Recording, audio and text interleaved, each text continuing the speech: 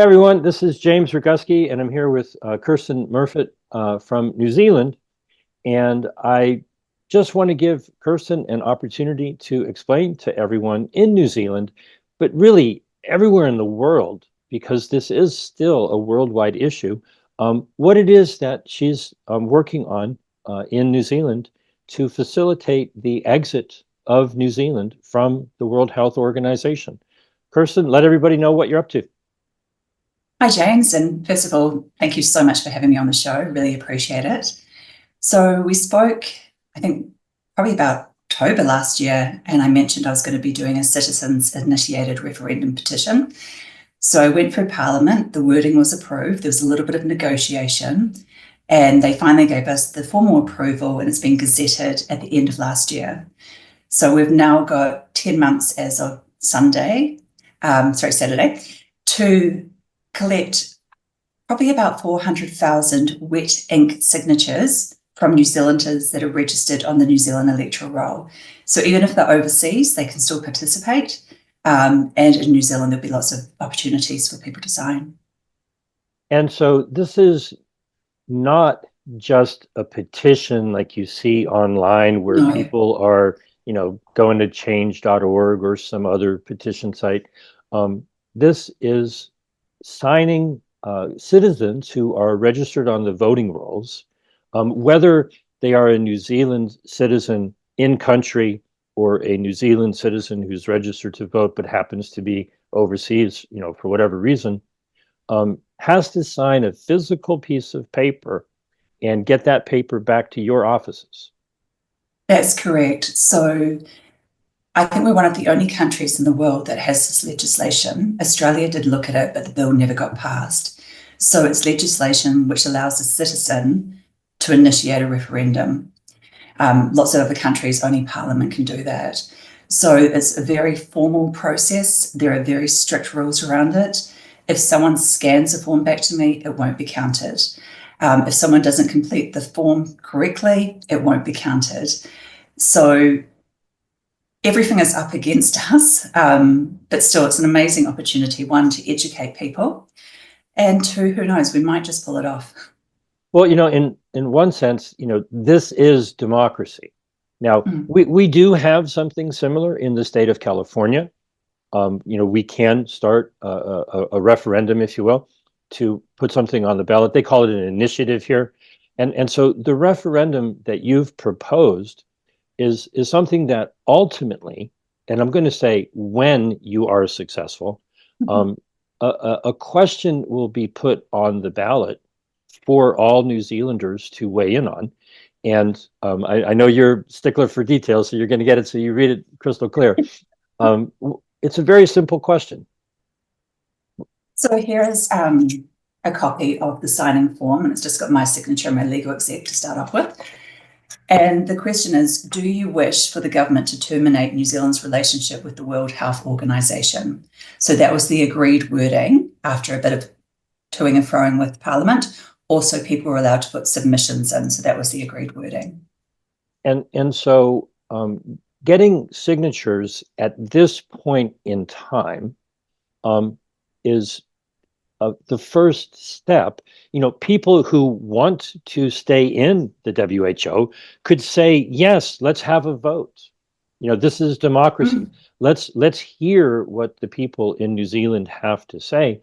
So signing the form to say that you want a referendum doesn't mean that you want to leave the WHO. It might mean that you want to stay, but you want the people to be able to weigh in on it in an official vote when people go to the ballots and sign off on it.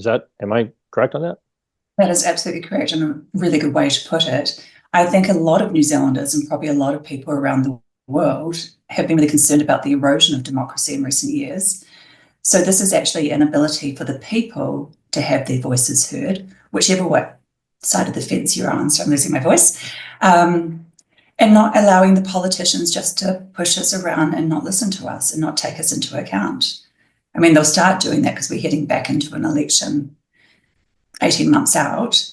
So I think we've got perfect timing with Trump leaving, this being actually a real issue that people are talking about, and people that you probably wouldn't expect to talk about, where I guess up to this point in time, it's seen as being one of those controversial conspiracy theories, but it really isn't once you look at it, as you know. I mean, my biggest concern is the funding model and how that impacts on the influences within the World Health Organization. And also, like, our governments are actually losing their power and influence in these organizations, and it's those large private donors that are gaining. And I read when I was doing my white paper, which is up on the website as well, that the WHO only controls a quarter of its budget now. Mm-hmm. And so you've done an awful lot of writing, an awful lot of work. I know you have a lot of resources. Your website, Who Knows? If you could just tell everybody where they can go, number one, to get more information, how easy it is to, literally just download the form. Now, obviously, this is for New Zealand citizens, but you've set up a spectacular model for other people, around the world to follow and copy and do what you're doing if they have that capability in their country. Tell people your website, all of your social media, and how people can get connected and what they should do to participate. Because ultimately, yes, it's a big job. You've got to get a lot of signatures, but it's really, download a document, print it out, put your contact, you put your name and sign onto it if you're in New Zealand. Make sure you fill out the form properly. There's room for 20 signatures, so go get 19 other people in New Zealand and then mail it to you, the actual signed document, not a copy or anything like that. So if you could just lay that out, I think I did a decent job, but coming straight from you, what is it that you want people to do? Well, that's exactly what we want them to do, is to sign and return the forms to us.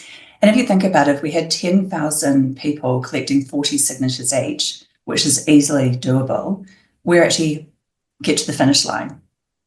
So this is actually really possible if people get involved.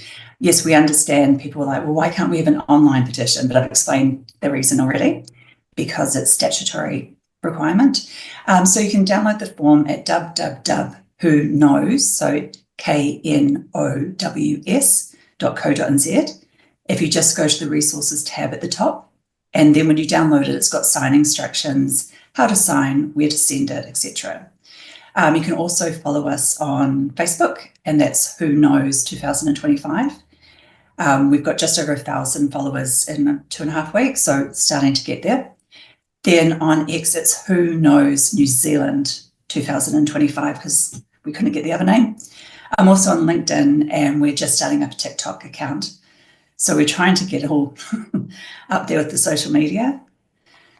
So you can follow us on any of those. Also, just amazed at how many people around the world are supporting this. And I think that's because if New Zealand can do it, we're a little country, but we've often punched above our weight, like the first country in the world to give women the vote. We stood up to America, in the 80s to stop the nuclear warships coming into New Zealand. So once we come together as a country and once people understand these issues, they come aboard. Like I asked my mum over Christmas, I said, what do you think about the World Health Organization? Oh, she said, it's a good organization that helps people around the world. So I sent her my white paper, she's read it, and now she's out collecting signatures. So we're getting a lot of marketing out as well. But once people understand that it's not what it used to be, so it started off probably as a benign, useful organization, but over time, because they introduced private funding in the early